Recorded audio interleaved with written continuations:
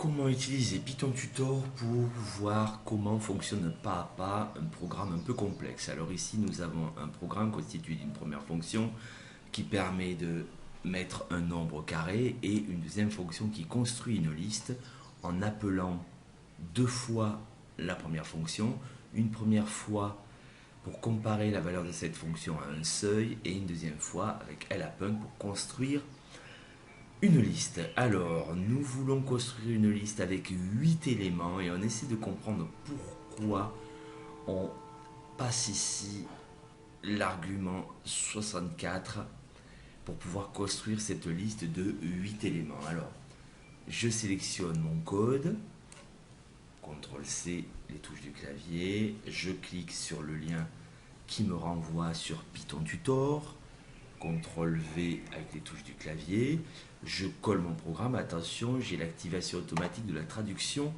en français. Vous voyez que mon print est traduit, j'enlève donc cette traduction automatique pour avoir print et pour ne pas avoir de problème d'exécution. Je clique sur visualiser l'exécution. Deux colonnes se sont affichées. Donc à gauche ici j'ai mon programme que je vais pouvoir exécuter pas à pas et à droite je vais avoir des explications sur ce qui est exactement fait par le programme. La flèche verte désigne l'action en cours, la rouge l'action suivante. Je clique sur Next. Alors qu'est-ce qui se passe ici? Définition de la fonction funcx, la procédure est mise en mémoire dans l'ordinateur. J'ai bien le nom de la fonction func et ici func de x. Deuxième étape, définition de la deuxième fonction, elle s'appelle construList. J'ai bien la procédure qui est mise en mémoire dans l'ordinateur, donc construList, et ici construList, func et seuil avec ces deux paramètres. Je clique sur suivant, troisième étape, j'appelle donc la deuxième fonction qui s'appelle construList avec les arguments suivants. Donc func, ça veut dire que en premier, j'appelle la fonction qui est là, et en deuxième argument, j'ai 64, ça sera donc mon seuil. Je clique sur suivant, donc j'ai appelé cette fonction, donc j'arrive dans la définition de cette fonction, et première étape, je crée une liste vide, L égale empty list, donc empty ça veut dire vide, tout va bien. Étape suivante, j'initialise la variable i, je la mets à 0, je le vois ici. Étape suivante, j'ai ma boucle while, mais j'ai ici une condition. Il faut que func i avec i qui est égal à 0 soit inférieur au seuil à 64. Donc on voit bien qu'on appelle cette fonction et on lui passe l'argument i égale 0, donc x égale 0. On fait le calcul, 0 au carré, y égale 0, donc on renvoie la valeur 0. Nous sommes à cette étape-là. On est bien d'accord que func i égale 0, ça fait bien 0. 0 est inférieur au seuil 64, donc je peux rentrer dans ma boucle while. Et je suis à cette étape, lappend func i avec i égale 0. Donc je veux ajouter un élément à ma liste. Il faut qu'il soit calculé.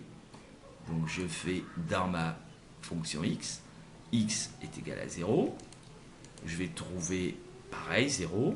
Lappend est exécuté et on voit bien que le premier élément de ma liste vient d'être introduit. J'ai 0 en indice 0. Je continue, je passe donc à cette ligne, j'incrémente i vaut maintenant 1. Je continue toujours dans ma boucle while, donc on va vérifier si la fonction f de x avec i qui vaut 1, donc x qui vaut 1, on va voir combien elle va nous retourner. 1 au carré, elle nous retourne 1. On est d'accord que 1 est inférieur à 64. Je rentre dans ma boucle while. Donc je suis sur cette ligne. Il faut exécuter. Donc il faut insérer un élément dans la liste. Func i avec i qui vaut 1. Donc je fais appel à ma fonction ffunc x. X est égal à 1. 1 au carré. Donc on est d'accord que la valeur retournée, c'est 1. Et ici, lappend est bien exécuté et j'ai bien 1 qui est venu se positionner en fin de liste avec un indice 1. On continue, on incrémente i vaut maintenant 2. Donc on va vérifier dans notre boucle while si func de i égale 2. Donc func de x égale 2, c'est égal à combien? On est d'accord que 2 au carré, ça vaut 4. 4 est retourné, on vérifie que 4 est bien inférieur à 64. Je rentre dans ma boucle while, et donc ici, elle append, on veut insérer un élément dans la liste avec i qui vaut 2. Donc on fait appel à la fonction, fonc de x égale 2, elle nous renvoie 4 aussi, et vous voyez que 4 vient d'être placé dans ma liste. Donc la ligne, elle append, vient d'être exécutée, on incrémente i vaut maintenant 3. Vous comprenez que la valeur 9 va être envoyée, 9 est bien inférieur à 64, donc ici, on va faire pareil, on fait appel à la fonction de x, elle va renvoyer 9, elle a peine est exécutée, j'ai bien 9 qui arrive en fin de ma liste. Donc j'accélère, i vaudra 4, donc on va renvoyer la valeur 16, qui est bien inférieure à 64, donc 16 va pouvoir être placé dans ma liste. I vaut 5, donc il va renvoyer la valeur 25, 25 est bien inférieur au seuil 64, donc j'ai bien 25 qui est ajouté dans ma liste.